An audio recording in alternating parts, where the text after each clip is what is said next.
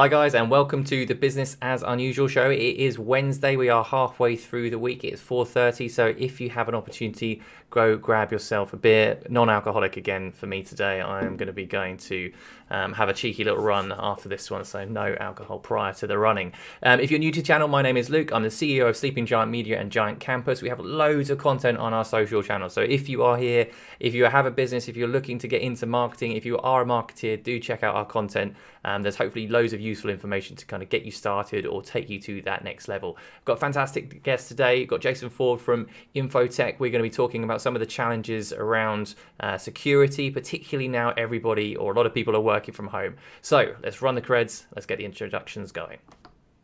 And pressing the right button. So you don't vote off. And now we're pressing the right buttons. Okay, sorry about that, everybody. Campus.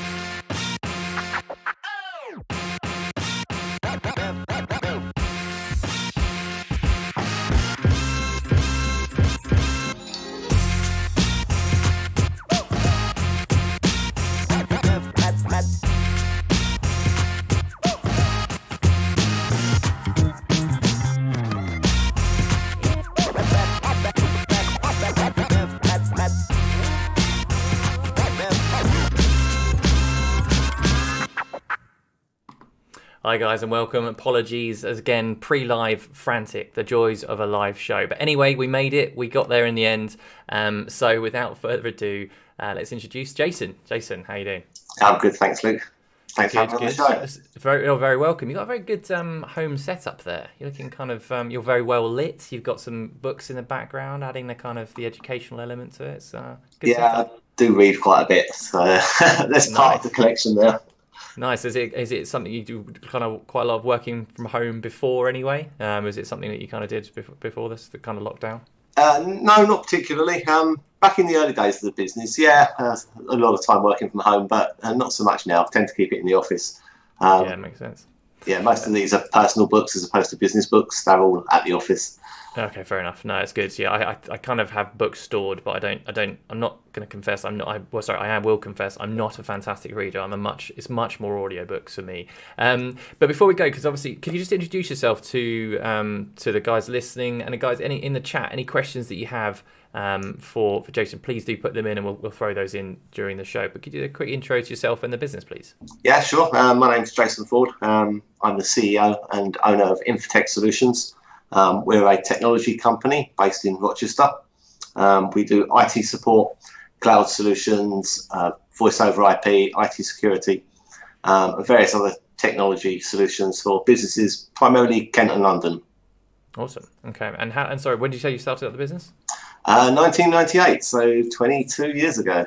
Wowzers. Yeah. And how have the last 20? Have you seen anything like this in the last 22 years in terms of the challenges of the last, I say the challenges. I mean, some businesses are doing pretty well, but I mean, over the last 3 months, have you seen anything like this over the last 22 years? No, not similar to this. I mean, we've been through a recession or two, but this has been quite unusual in that everybody's working from home, so technology's become more prevalent and more used than it normally is, which has created a lot of work for us.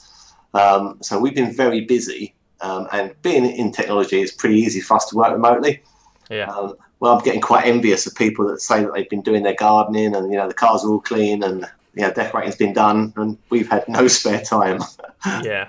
My car is definitely not clean. In fact, actually, because we don't use it anywhere near what we used to, the dust that has settled and the pollen that's on top of it, because again, it's just under a carport, so it just sits there. There's just dust collecting all over it. So yeah, I get the same vibe. So how have things been for you in terms of the impact that the business has seen? As you said, a lot of people moving to working from home, and obviously that what you do as an organization may kind of help and support those people doing that. Yeah, I think the biggest change we saw was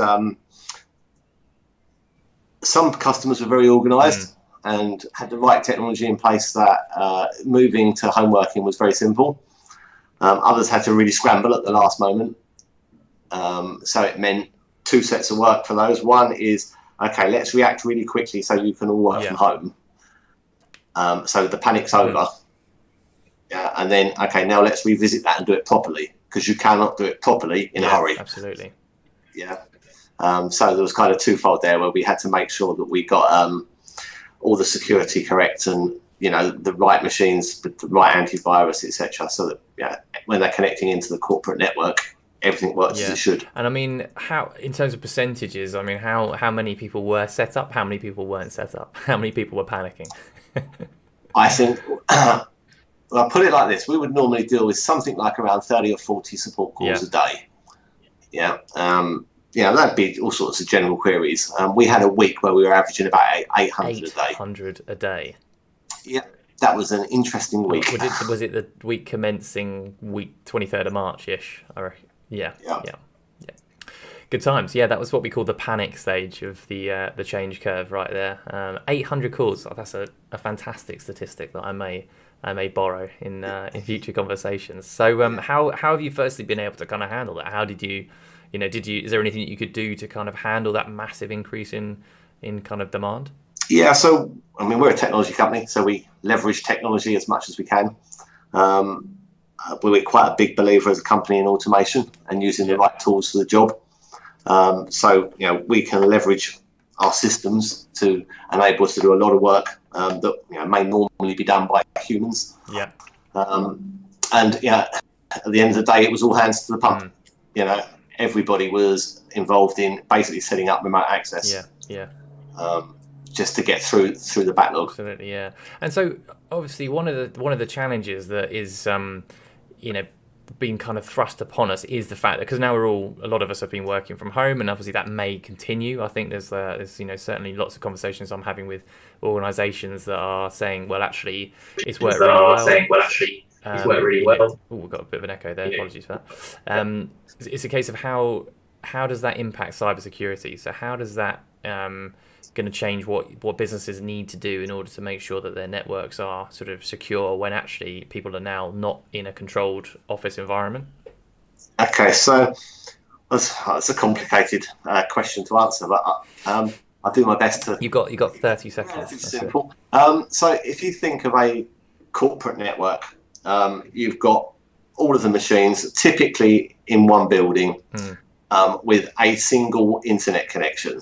So there's one point of entry into your systems. So you can secure that one point and then make sure that you've done everything else around all the desktops, laptops and servers to make sure that security is as good as it can be. When you suddenly open it up and everybody starts to work from home, you start to open up a lot of issues. You've now got a lot of different areas that are now part of your corporate network, because if people are working at home on, say, the laptop they'd normally use to play games in the evening and the kids use to do their homework, that's now another internet connection that's part of your corporate network. That machine's probably not got very good virus software. It's probably not been set up by IT professionals and locked down security wise. So there's a strong chance that there's a risk on that machine, and now you're allowing that into your corporate network. And that's compounded because what we found a lot of businesses had to do as a result of being in a hurry was they didn't have time to look at this and do it in a secure way. They just opened up the network to let all these devices in. So that creates quite a big security risk doing that. And have you seen any kind of I mean, I've sort of read about a few in the kind of news, but these people have seen this time period as an opportunity for hacking and getting involved and kind of causing problems for businesses that are potentially very vulnerable due to this. Have you seen some of that happening, or have you seen an increase in kind of data sort of issues within your client base? Not within the client base, but generally sort of yes. What the hackers have been doing, they've realised there's an opportunity here. So certainly on what they call phishing scams, which is sending out emails that look like they're official. There have been a lot of them going out that have been looking like they're coming from the government or from your bank, offering help and advice. And as soon as you click those links, you've compromised your PC, and they've now got access to your PCs. I read an interesting statistic the other day that hacking is now 4 times more profitable for nefarious organisations than the whole of the worldwide drug trade. That's insane. Yep. Yeah. So, it is big business, and, they are investing more, making them professionally run. They have org charts, they hold daily meetings, you've got teams. It is very, very big business. And, the reason you don't hear more about it is that people don't want to advertise the fact they've been hacked. Yeah. They just don't want to admit it, so they keep it quiet. But it happens. So we've seen it happen to lots of companies. Yeah, I mean, I attended a talk that you guys did in the normal world before this all kind of kicked off, and there was I think you did something around how many times your email's been kind of used by other people. I think was in the envelope, and essentially that was quite surprising to see that how many times my email had been utilized by other people externally as well, which was quite concerning. But I mean, is there any basics that people can do, like some things that businesses can do to try to kind of cover off some simple? Because I think the main message that we took away from that was a lot of it comes down to human error. It's that kind of there's obviously a lot that can happen in terms of the technology, but actually it's more down to users and kind of some guidelines around how it kind of how they can actually behave. I'm sorry, I just got distracted there by Alex's comment. I think he got a phishing scam, but when he found out that it was actually someone from, was it Sexy Pants something? I just saw, that's what completely threw me with that one. But yeah, is there any basics that people can do to try to sort of protect themselves from these sorts of things? First and foremost, I say make sure you talk to your IT company. IT security used to be pretty simple. A bit of virus software, make sure the firewall is configured correctly, and you were kind of set. It's moved on a lot since then, and it's moving very, very fast. So, even IT companies are struggling to keep up with it because it's changing that rapidly. I wouldn't say to companies try and do it yourself. I'd say go find professionals. But the few things that I would advise companies to do is there's something called Cyber Essentials, which is a government certification to say that you have the basics of IT security in place as a company. I think that's well worth doing.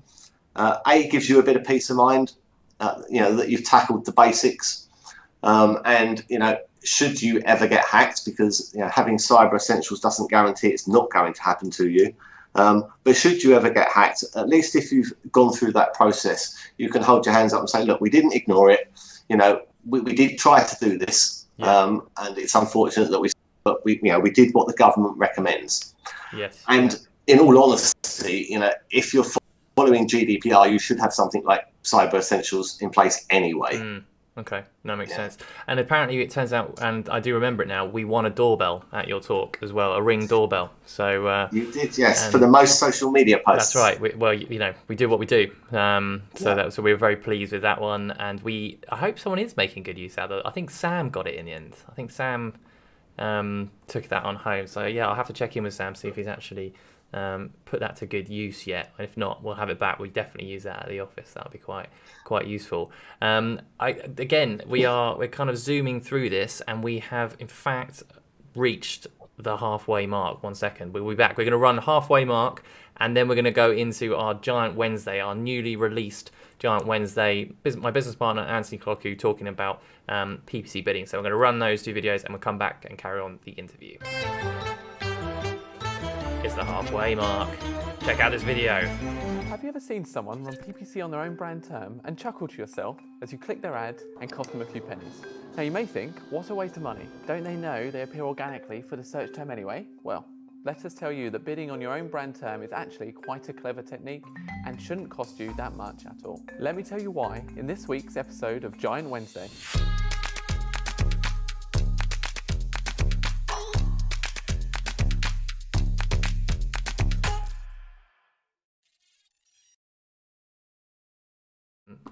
Cool. So guys, that is our latest Giant Wednesday video. That is coming out every other Wednesday, I believe now. So that one was this one released today.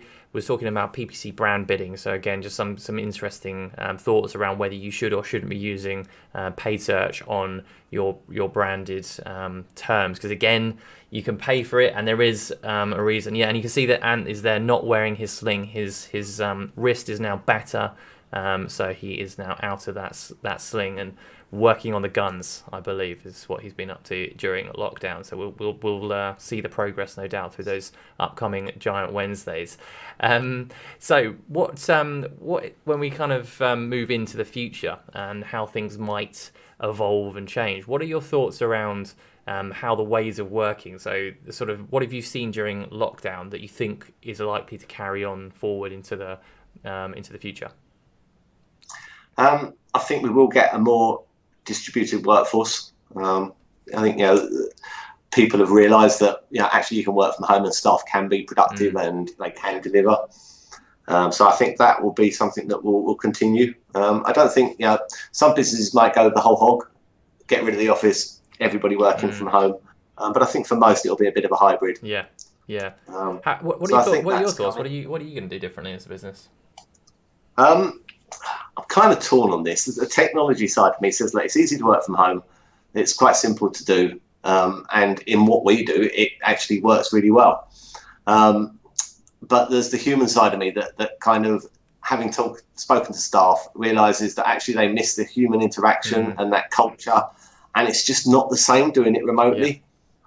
So, I think we will probably go down the hybrid route. Yeah. I think everyone will still have a desk, still have the office. But if they want to work from home on occasions, that's entirely up to them. Yeah, absolutely. No, I think it's an interesting one, isn't it? There's some real efficiencies in there, and I think I've got a few meetings where people actually do it face to face, and part of me wants to do it, but also there's factor in the drive time. Suddenly, there's actually a good couple of hours of what has been my working day lost, and it's there's a kind of balance for me. It's seeing the team and kind of catching up with the guys in a large group if possible. There is a question come in the chat from Anthony, who, as I said, working on his guns, I think. He says, Jason, is it true that Apple tech is more secure, or is this not so true and something Apple-based companies like us should take more seriously? The answer to that is yes and no. So the common belief is that Apple devices are more secure. I don't think that's the case. I think that there are a lot less Apple devices in circulation than there are Intel-based devices. Therefore, if you're a hacker, I thought Apple have now got more computers than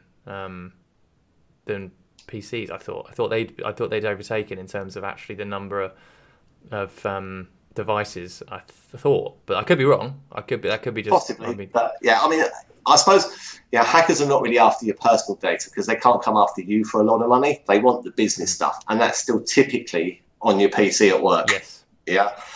And the hackers are going to go after the volume. That's what they're going to do. Yeah. So they focus more on the vulnerabilities that are in Windows-based machines than they do Apple-based machines. Apple certainly does have vulnerabilities. Yeah. Much better than Android, has to be said. Is it because they control more of the their own kind of ecosystem, so the software and hardware? Yeah. Is that the kind of supposedly why they've got more or less vulnerabilities, as it were? Yeah, they lock it down. Restrict you from doing certain things so that you can't make your own mistakes. Yeah. For me, not a bad thing. I'm happy with that. That being said, currently using a PC for streaming, so there is some irony in my statement right now. I was totally Mac-based. But then to run what we're running, it's been a bit easier on the PC. But sort it out. And typically, on that subject, typically they're not going to come in via your Mac. They're going to get onto your network. Yeah. Which is Google based. Shouldn't have said that, should I? It's definitely Netgear. Yeah, definitely Netgear. Yeah. That's going to be the way they would typically come in. So they're not really that bothered about what your network is, just as long as they can get into it.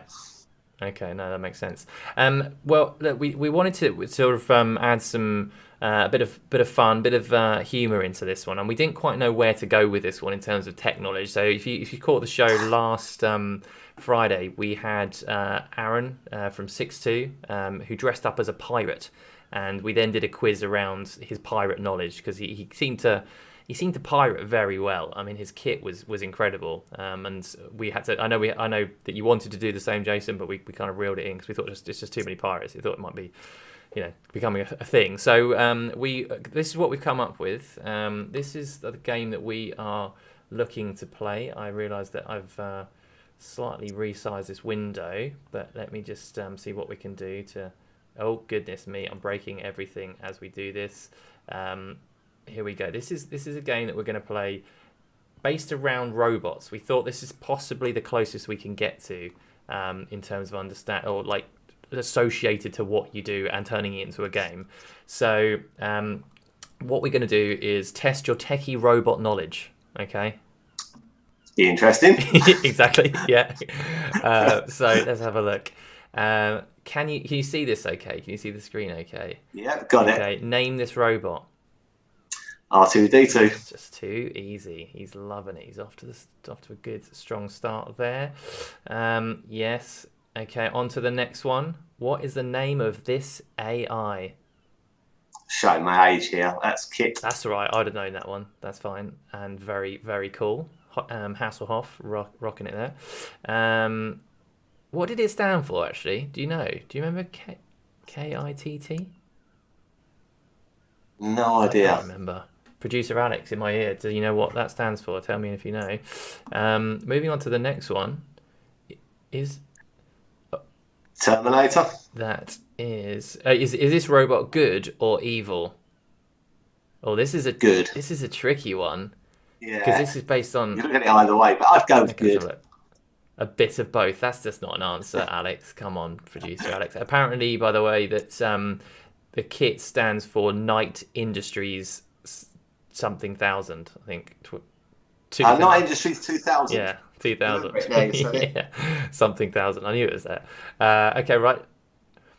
Who would win a fight, RoboCop or a Dalek? What do you think?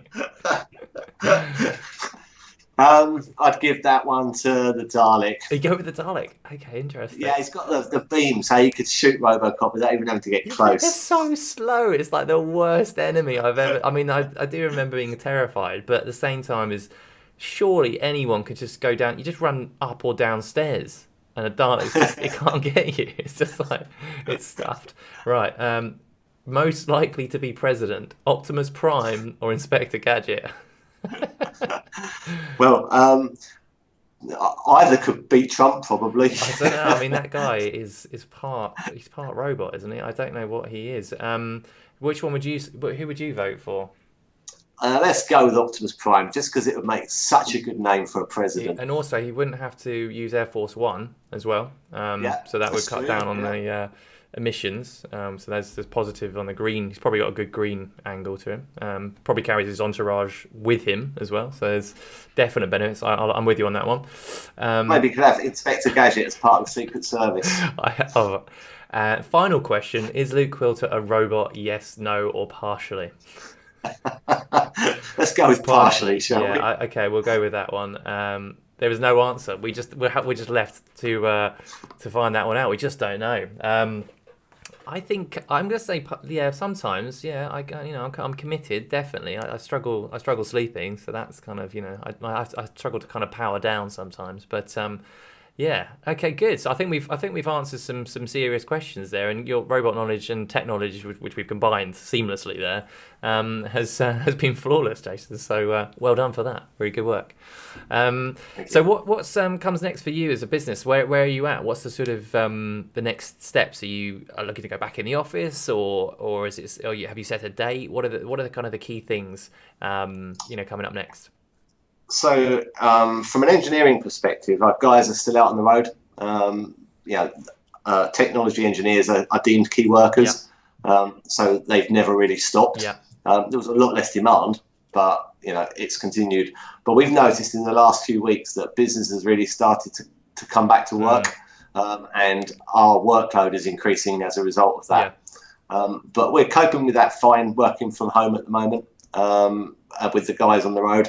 I think that we will just play it by ear, follow government legislation, and go back into the office when it's safe to do so. Yeah, absolutely. And in terms of kind of the impact on the team, how have the team been faring with the kind of the remote working and also increased kind of workload? It's quite some challenging times kind of all round. Yeah, I mean the team have been troopers. I have to say. Everyone just got on with it, coped. And made me proud, really. Awesome. We've had some great referrals from our customers saying thanks to the team members for what they've done during lockdown. They've really stepped up to the plate. Awesome, that's great to hear.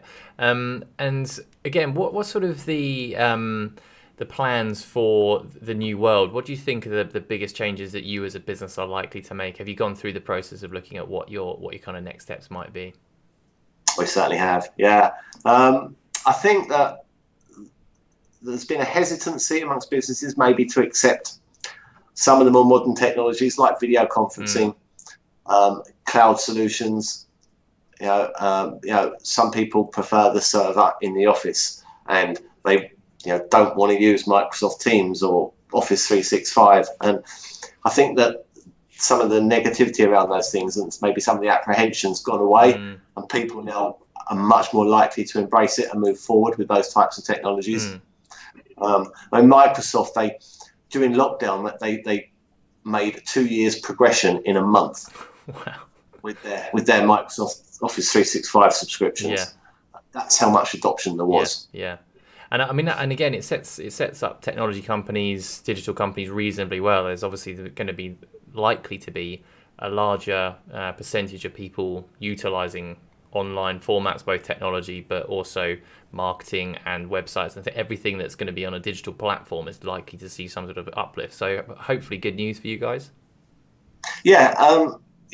Nowadays, gone of everything being on one server, we back up that one server and everything's great.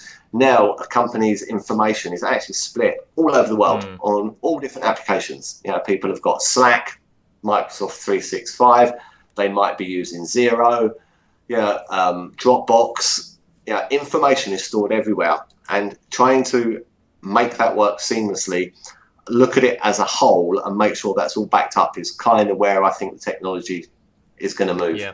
That's going to be the important thing. I mean, there's a common misconception that because it's in the cloud, it's all backed up.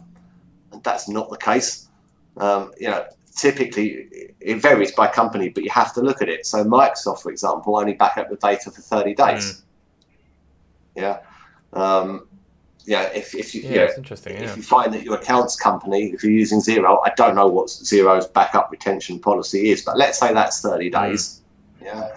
Whereas by law, you're supposed to keep your accounts for 7 years. Yeah. So, we have to look at all these things and make sure that a business is using technology and backing it up correctly. Interesting. Yeah, I hadn't actually thought. I would like to think it's longer than 30 days for our accounts, but I don't know. It's a really good question.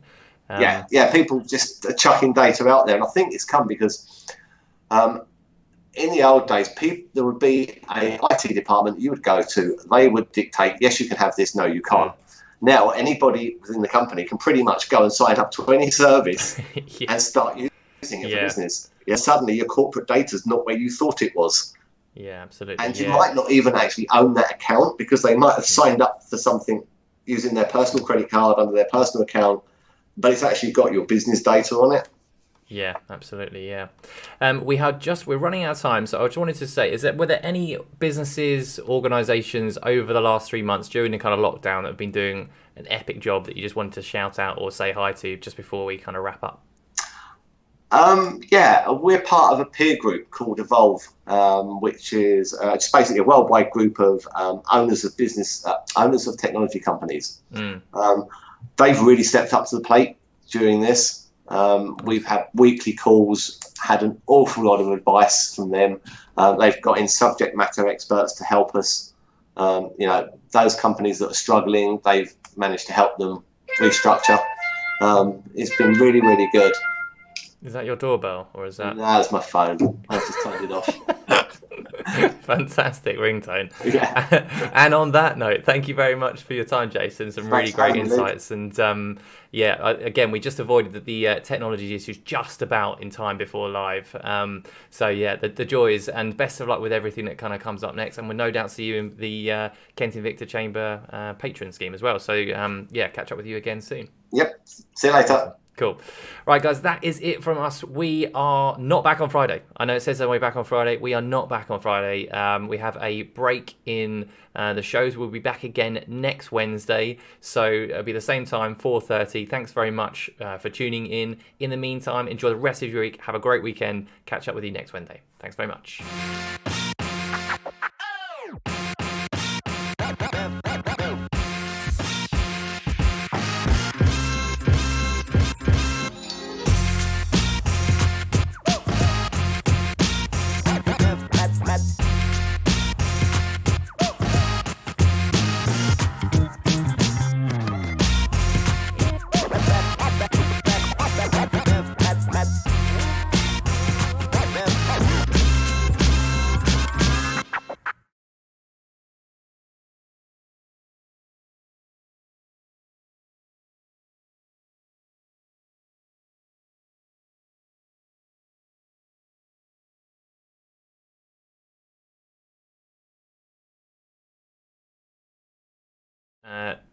Cheers very much for that. Oh, hang on.